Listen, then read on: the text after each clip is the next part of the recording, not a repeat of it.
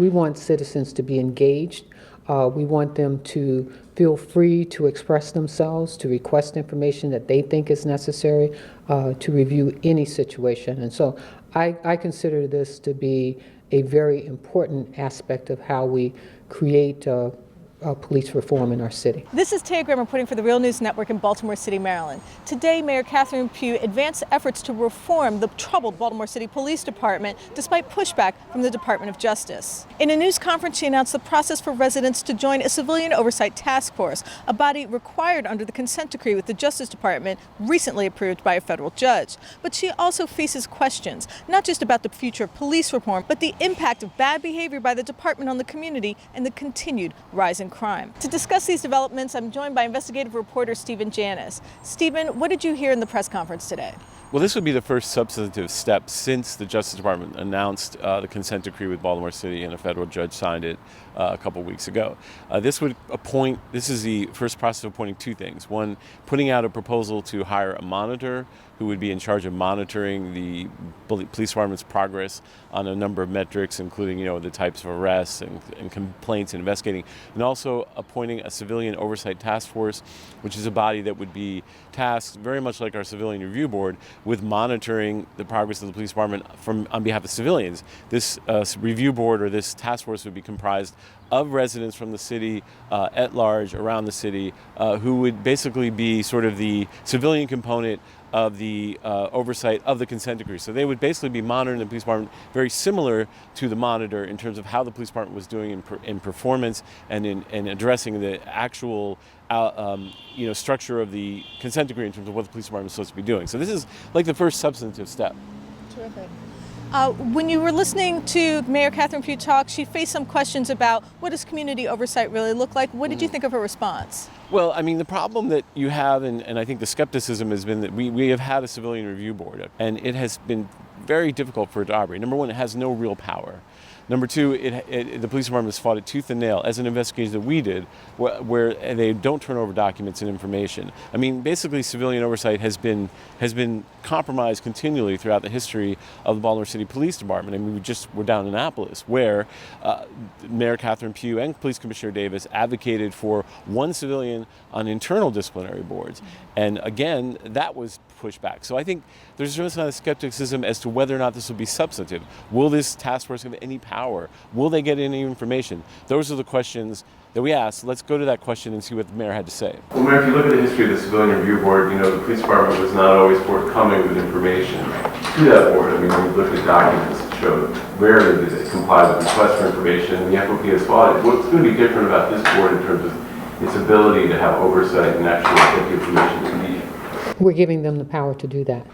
And let me just say, I can't answer for the civilian review boards of the past. I can answer for the civilian review board as we put it in place. We've done our work in terms of people that we've selected to be on the civilian review board.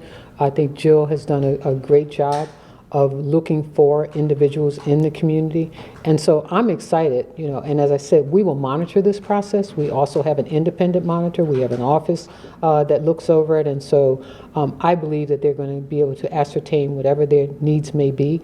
And at the same time, I think that they will help us they will lead us towards criminal justice reform. Stephen, the mayor was asked about the officers who arrested Freddy Gray. What was their status? What was her response? Well, it's very interesting because, as we know, 6 officers were charged in the death of Freddy Gray, who were all exonerated or acquitted in the court. Well, 4 of them were acquitted, 2 of the cases were dropped.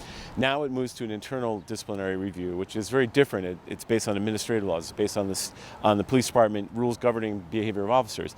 This investigation was supposedly started at the end of the criminal, which was about a year ago, and there's been no word. Currently, these officers are all still employed by the Baltimore City Police Department and being paid. We just passed the 2-year anniversary of Freddy Gray's arrest and death.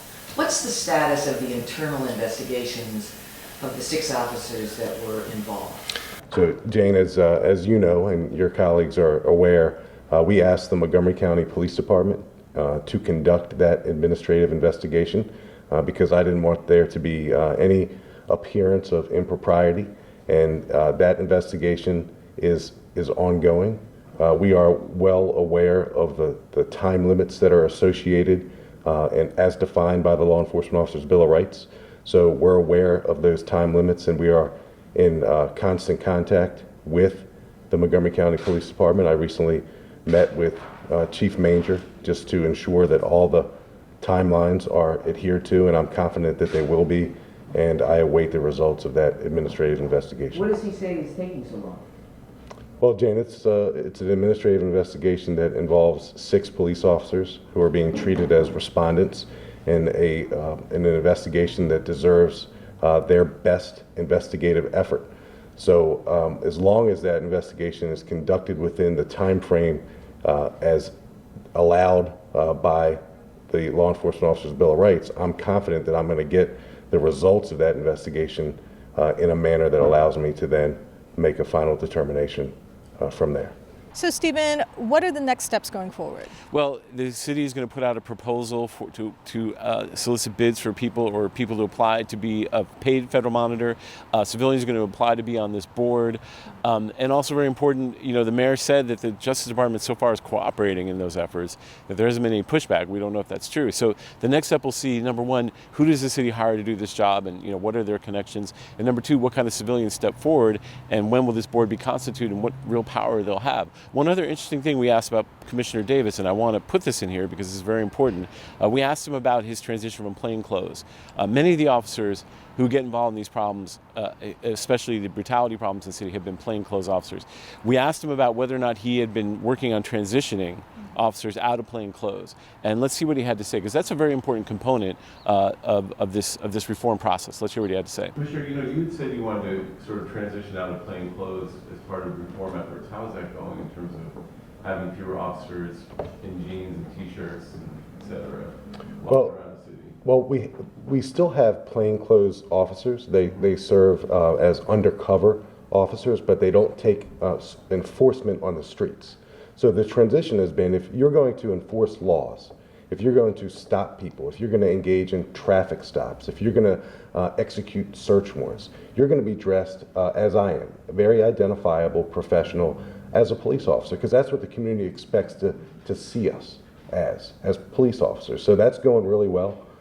So plainclothes has a place in our profession, but over the years it has been exacerbated, and not only in Baltimore but across the country. Over the years, more and more police officers who engaged in enforcement actions were no longer wearing this uniform in its entirety, and Baltimore is going to lead the way with that reform, and I think that is a reform, and I'm really proud that the agency is embracing it. Well, I'm sure there are many residents in Baltimore that are glad to hear that they're going to be phasing out the plainclothes officers. They're notorious for their brutality as well as acting outside the law. So we'll see if this change makes any difference with the man in the uniform. That's very true. Yeah, that's a good point. This is Taya and Stephen Janis reporting for the Real News Network in Baltimore City, Maryland.